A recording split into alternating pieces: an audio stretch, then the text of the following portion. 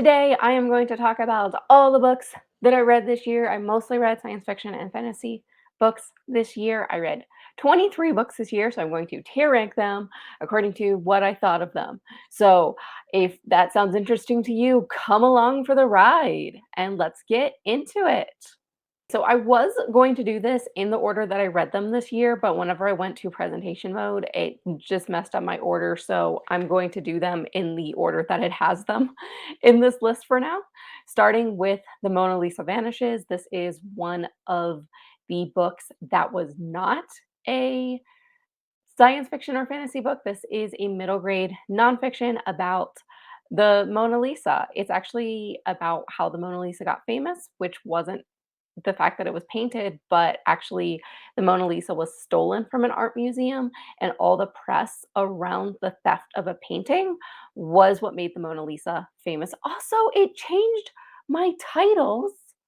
And okay, I have to start over. Delete row. This one we're gonna do all time fave. All right. I'm gonna do fun time. I'm disappointed that it changed all of them whenever I went in presentation mode. I don't know why. This one was bummer. And then we have a DNF tier because I did DNF some of these. So I actually didn't read 23 books this year because I DNF, let's see, one, two, three of these. So I only read 20 books this year. So Mona Lisa Vanishes, I'm going to put in fun time. I actually think middle grade is a great way to experience. If you just want a little bit, you don't want like super in depth. And also, if you aren't super familiar with the subject, middle grade doesn't presume that you have prior knowledge on it. And it also doesn't go like as in depth as adult nonfiction. So I think that's a great way, just to get a little bit on the subject. The next one is Can't Spell Treason Without T, and unfortunately, this one was a DNF for me. So I've enjoyed cozy fantasy in the past. I have cozy sci-fi on my list that I've really enjoyed, but unfortunately, You Can't Spell Treason Without T did not work for me. So in this book, we have two characters. We have a queen's uh, bodyguard, and we have like a powerful mage. And both of them decide that they just want to run away and start a tea shop and a bookshop. And that sounded like a lot of fun, and I was enjoying that aspect. But I actually just once they actually got to the town and started building their tea shop and bookshop, I didn't really care about the story after that. We didn't see very much time in the tea shop and bookshop, which I would have enjoyed more time there.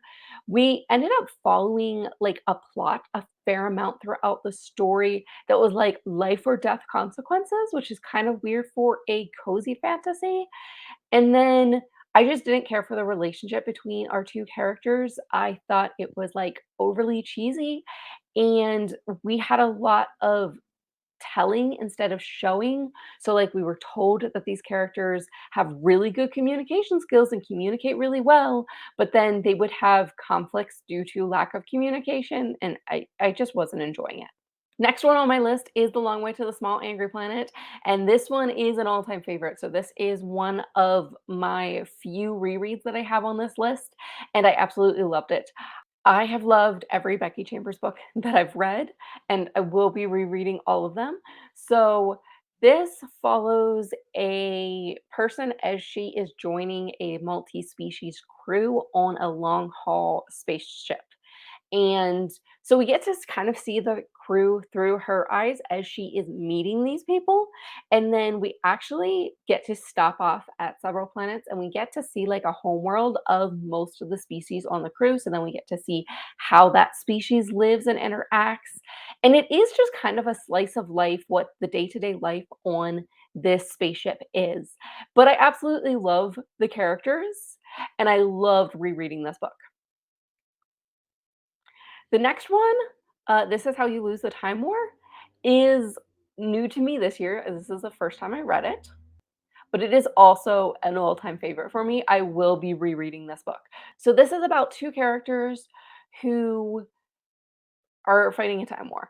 They can travel through time and they're working for rival agencies and they start leaving antagonistic notes for each other. But then they start realizing that they actually like each other and their notes like become more friendly over time. It is a wild book. Like the first third, you're just kind of like, I don't know what's going on, but I'm loving it. And then as the story goes, you get more explanation because you're seeing it through their letters. And I absolutely loved it. Next book is Fugitive Telemetry. This is technically also a reread. I'm going to put it in fun time here. So I really liked Fugitive Telemetry. I really enjoyed my time with the Murderbot books. I was rereading it. I was buddy reading it at the beginning of this year, and then my intent was to go on and read the novels, but I haven't done that yet. I think I just kind of burnt myself out on Murderbot last year because I read all of them super close together. And I think I just needed a break before the next one, but I really should go back and read the novels because I really enjoy them. So Murderbot is about this security robot who has hacked his um, system and he no longer has to listen to humans, but he just wants to be left alone. He's like has social anxiety. He wants to be left alone and watch his TV, and that's all he wants to do. But he's actually a big softie and he helps the humans out anyway, even though he doesn't have to. The next book is The Georgian Star. This is also a nonfiction book. This is about William and Caroline Herschel as they improve the telescope and they make discoveries about outer space. So this is kind of more of a biography of them because it actually starts William Herschel actually started in music. He didn't start in astronomy, and it talks about his life growing up and Caroline Herschel's life growing up, their brother and sister. And it talks about them growing up and getting into astronomy and then making discoveries in the universe. And I really enjoyed getting to know more about these people because I didn't know much previously. The next book is The Spear Cuts Through Water, which is one of the most unique books I have ever read. I don't know if it's an all-time favorite or a fun time. It is on my top lists of the year.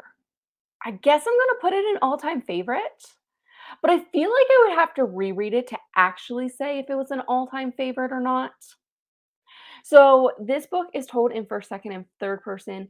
At the start of the book, you are being told a story by your Lola, and then you are also in this like magical moonlit theater, and then we're also getting to see a play, and then we're being told the story that is taking place in the play. So we're following the characters, not like the actors in the play, but the characters whose story the play is about. And those characters, I guess, are like the main plot of the story because we're following June and Kima as they are trying to stop these terrors who are going to cause destruction in the world that they're in. And we're also following these like smelly tortoises who are super wise and have these like quips about life and things. And it's just a really unique story. Okay, the next one is A Closed and Common Orbit.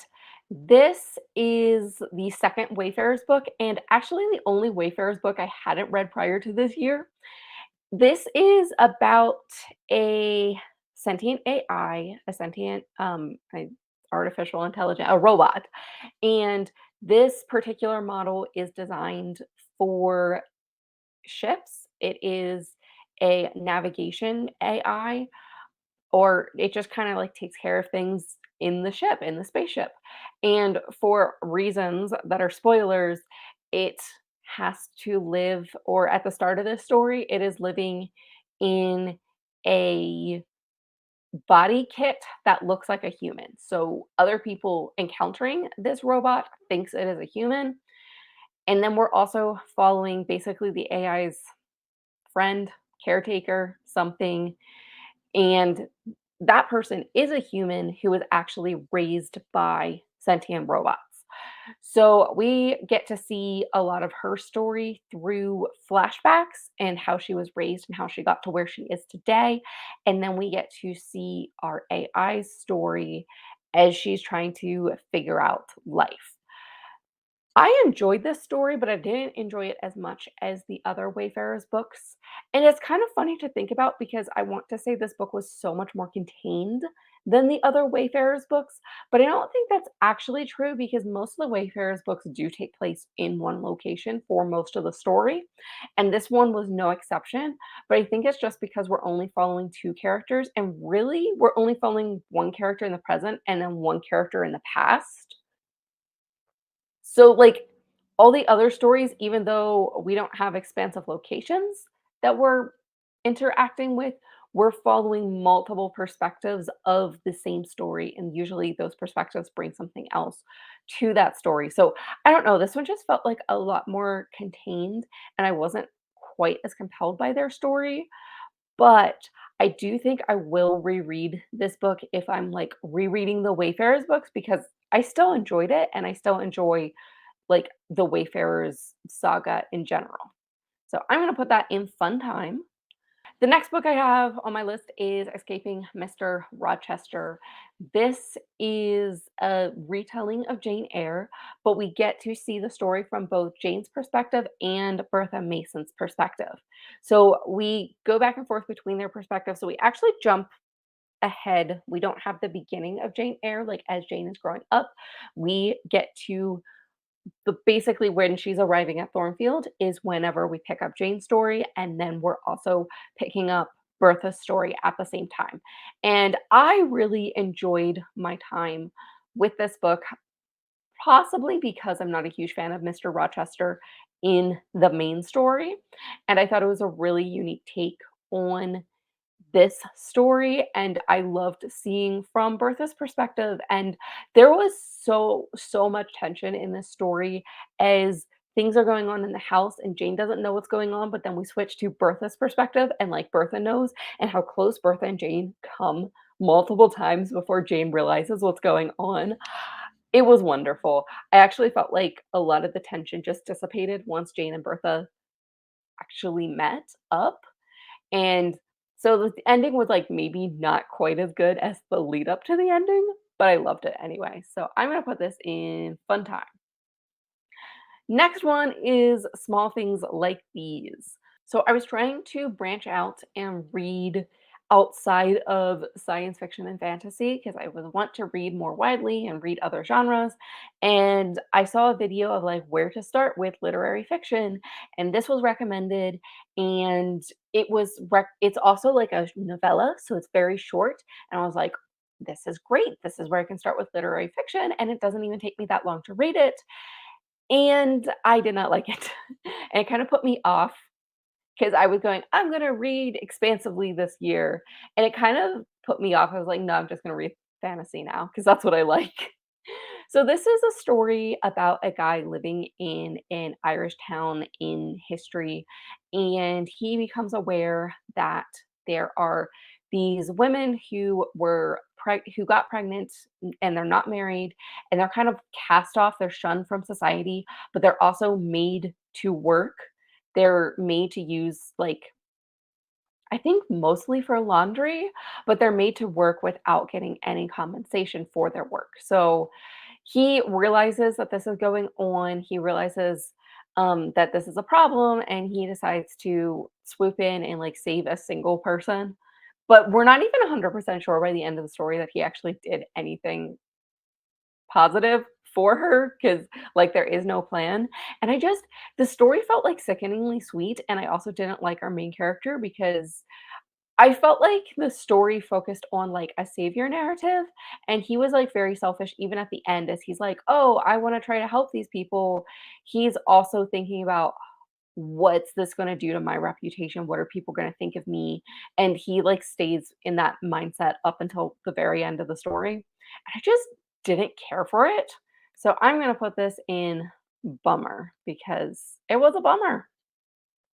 Next one is The Sunlit Ruins. This is it's not a Rick Riordan Presents book, but I would compare it to the Rick Riordan Presents. I would even say if you enjoy the Rick Riordan Presents, you'd probably like this book. So this is about two, I think they're cousins. And they're in Mexico City for the summer, and they are exploring ruins in Mexico City of the indigenous people, and they end up getting caught up in this I don't know how to describe it. There's, like, mysterious stuff going on, there's this voice that speaks to them, and, like, they have to there's these people after them, and they also realize that they have magical powers. It has a really unique magic system because the characters are using el I don't wanna say the word elements, but they're using things in the environment around them in order to power the magic, and if the environment doesn't have something that they can use, then they can't continue to use the magic, like, they run out of power, basically.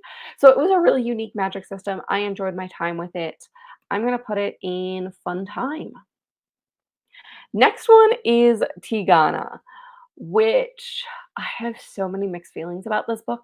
So Tigana is my first Guy Gavriel Kay book, and it was beautifully written. I understand why people love Guy Gavriel Kay because the writing is amazing.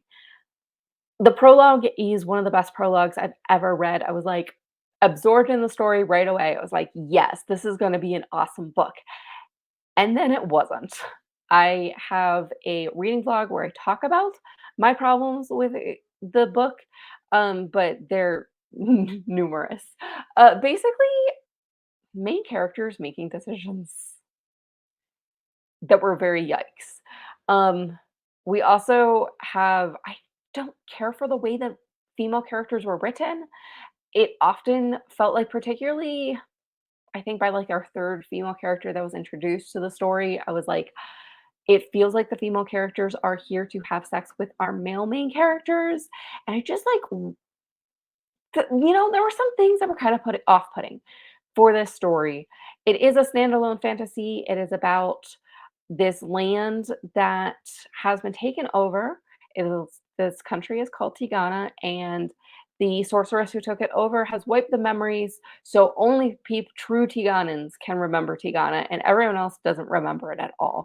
And these Tiganans are trying to get their country back, but they're not always going about it in good means at all whatsoever. And some of the characterizations just really didn't land for me.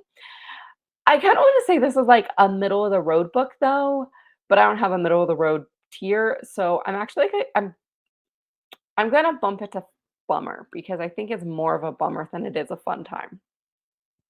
Next one is The Tainted Cup, and this one is very popular. Actually, let's do the Justice of Kings first, because I read the Justice of Kings first, so we're gonna go ahead and jump ahead to the Justice of Kings, and I did not like this book. The way they wrote the female characters in this book was a choice. We basically only follow one female character. There's another female character that pops up, and then she dies this book. We're following like a 19-year-old, but she acts like she's 14. She has very weird notions about life and particularly relationships and romantic relationships. And oh my gosh, and I didn't understand why we were following her in the first place. There were a lot of things we could have explored with her story, which I just felt like we didn't explore with her story, particularly her background. She did not at all act like someone who spent the last 10 years living on the streets, having to survive on her own. She does not act like that at all. And I just was not enjoying my time with this book. And it is a murder mystery, but I didn't feel like the murder mystery was prominent enough for me to care. And I did not like the characters. I have a entire video on this. So this is a DNF for me. And then I was like, okay, I still think the idea of, like, a fantasy mystery is cool, and I wanna try another fantasy mystery, and then I read The Tainted Cup, and The Tainted Cup has a lot of good reviews, and I didn't necessarily have a problem with, like, the way the characters are written or anything like that, but I also DNF'd it about halfway through the book because I was just bored, and I didn't care about the murder mystery, and I didn't care about the characters, and they both felt like plot-driven books, but I wasn't intrigued by the plot enough to keep reading. So, I'm starting to think that, like, fantasy mystery books are not for me. So, that's unfortunate. But that's also the only DNFs I had this year. So, those 3. The rest are not DNFs. In fact, we have some very good books coming up. So, Dead Cato Assassins is a novella. It is about zombie assassins, and we are following a zombie assassin, and they have like this code that they have to follow, and something goes horribly wrong, and our main character assassin, does not follow the code because she doesn't actually go through with the assassination, but she goes back to her boss and is like, this is messed up. How do we fix this? And they spend the rest of the story trying to figure out what on earth is going on and why did this happen? And it was fun. It's violent, but it's also lighthearted. We have a lot of banter throughout it. It almost read like a movie. It was the one like I could follow the fight scenes better in this book than I can in most fantasy books. I really enjoyed the writing, and yeah, this goes on fun time. Next is His Majesty's Dragon, and His Majesty's Dragon is one of my favorite books. It is probably one of the books I have reread the most. All-time favorite. This is like my 5th or 6th reread of this book. The Temeraire series, I will flip to full screen here in a second, just because I want to show off the Temeraire series. This is the series starting with His Majesty's Dragon. So, highly recommend. I have a whole video on this. His Majesty's Dragon is about it's the Napoleonic Wars with dragons. It's a historical fantasy, and we are following a naval captain who accidentally becomes a dragon rider. He is a little bit of an older protagonist, and it's his relationship with Temeraire, his dragon, is everything. It's everything. So I almost consider His Majesty's Dragon a cozy fantasy. I probably shouldn't, but I almost do because there's battles and all of that, but the core thrust of the story is Lawrence, which is our dragon rider, and Temeraire, his dragon, and their relationship, and that's why I love it so much. Next, I read These Are My Words, which I'm going to put in fun time, even though I don't know if fun time's a good way to describe this book. So, this is a Dear Canada book, and I read pretty much all of the Dear America books growing up. So, Dear America is basically a series of fictionalized diaries of girls, typically, probably like tween girls, typically tween or teen girls who are living through significant historical events. And they write a journal about their life or what's going on in their life. And I was looking on Libby, and one of my libraries had this book, These Are My Words, which is a Dear Canada book about the residency schools in Canada. And I decided to read it. So I feel like I enjoyed it. I don't know if enjoyed is the right word, but I thought this was really good. I feel like some of the Dear America books I have read have gone a lot more into the horrors that people experience through history. And I felt like this one maybe was not going as deep as it could have. There was a lot of things that were alluded to and then not actually said explicitly in the story. That said, these books are targeted towards like tweens. So, I mean, it's perfectly fine not to go like super explicit into horrible things that happen. I feel like I did learn a lot, but I feel like I actually came into the story with a fair amount of knowledge, maybe more so than some of the other historical fiction that I've read. So that might have also, I'm going to say, decreased how much I like the book, but overall, I still think it's a good book, and I'm glad that I read it. Next one I have on my list is A Sorceress Comes to Call, and this one, all-time favorite, no notes. All-time favorite, no notes. This is the very most recent book that I read, and I loved it. So, this is about a girl who is living under her sorceress mother, and her sorceress mother can control people, literally take over their body and control what they do and what they say.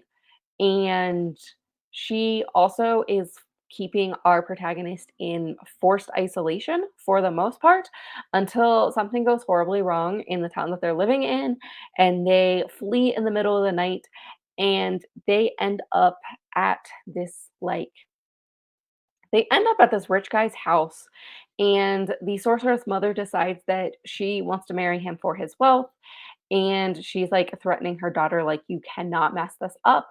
And while we're there, we're also introduced to the rich guy's sister, who is this older lady who is realizing that something is not quite right here. And she absolutely does not like the sorceress, and she calls her Doom in her head. And I love it because she's like, Doom walked in the room and Doom said this. And I loved it. I love the sister. And then she doesn't want Doom around or marrying her brother at all, but she realizes that something might be going on with our main character, and she wants to help our main character. Perfection, no notes. It Kingfisher has a way of telling horrific stories and making them feel cozy. But, like, also horrific at the same time, because you'd be going along and you're like, "Oh, it's almost like a cozy fantasy," and then you're like, "But wait, like, this is that the horrible thing just happened." Like, how Kingfisher has a way of telling, like, super dark, yet also cozy stories. It's weird, and I like it. Okay, the next book is The Tusks of Extinction, and I actually don't know if this is gonna go in fun time or bummer. I think it's gonna go in fun time. We're gonna put it in fun time for now. So, The Tusks of Extinction is a science fiction novella. In the future, scientists have decided to resurrect the woolly mammoth, and they've also downloaded the consciousness of a elephant scientist and decided to upload her consciousness into a woolly mammoth so that way the woolly mammoth can survive. There is so many interesting places you could have taken this story, but where they really take the story is the elephant scientist is super mad about poachers and people are trying to poach the woolly mammoths, and she wants to go on like a revenge rampage, and she's taking the woolly mammoths and teaching them how to do this, but like the woolly mammoths are actually peaceful creatures otherwise, and it's kind of like juxtaposing, the multiple sides, the facets of, I guess, like woolly mammoth and revenge and all of that. And I was more interested in, like, we're resurrecting woolly mammoths and uploading a consciousness? How, like, explain more. I want more about, like, how we're resurrecting. We have obviously one of the woolly mammoths doesn't have a conscious, but, like, the other ones do, and I'm curious about how they did that, and the fact that we, like, what are the ethics of, like, downloading and then uploading someone's consciousness like that? It could have been cooler than it was. Also, this is a book that I read and have not thought about since I put the book down. So, it isn't one that, like, stayed with me and I'm gonna keep thinking about. So, that's unfortunate. Next one is The Will of the Many, which absolutely has to go in fun time because that's honestly how I would describe this book. The Will of the Many is a super fun read. The Will of the Many is about a an orphan boy who obviously has a secret he's keeping. There is something about his past that he is keeping secret, and he gets noticed by a senator, and the senator kind of blackmails the orphan boy into going to this prestigious academy where he could become a senator, where he could like rise in ranks, and by the time he graduates he could be one of the senators or a high ranking official. And the reason the senator wants him to do this is because someone died at the academy and our senator thinks it's murder, and so he selected this orphan boy to go investigate for him. There's also, like, these 3 factions. So there's, like, this rebellion going on in the land, and the rebellion is also trying to recruit our main character, and so much happens in this book, and it's kind of hard to talk about it without spoilers because There's so many reveals, and, like, whenever I was reading the book, you come to another section, you're like, "Oh my gosh, I can't believe this just happened," and then usually whenever you get a reveal, you also have, like, "Well, now I have more questions. How did this happen? What about that?" Or, "Where is this gonna take the story next?" So, it was a very fun read. I did have some problems with the story, and particularly by the end of part 2 and throughout part 3, there were just some things that, like, I was engaged in the story and having fun, but then something would happen that would just, like, throw me out of the story, and it's like, some of them's just, like, personal pet peeves. So, like, there was a particular trope that we end on that I don't particularly care for that trope, and I was disappointed that, like, that was the big reveal at the end. We also have whispered conversations that no one else notices, even though our main characters are like the center of attention at the moment. And that's not unique to this book. That actually also happened in Dead Cattail Assassins, but it annoyed me less in that book because we had a much longer, more important whispered conversation in this book while everyone's staring at them. And it's just like, how does no one notice they are whispering to each other right now? It's just one of my personal pet peeves. And then I also thought our main character was way too overpowered and just never failed at anything. And that really took a lot of the tension out, particularly the later in the story we get as he continues to succeed and, overcome obstacle after obstacle. You're just like, this just takes a lot of the tension out of the story. So I had a fun time with it. And I'm glad that I read it, but there are some sticking points, unfortunately. Next book I read, this is not the next book I read, but it is a book that I read this year, and that is Lost Ark Dreaming. And if you have been around this channel, you know this is one of my favorites. All-time favorite, will be rereading, absolutely loved, no notes.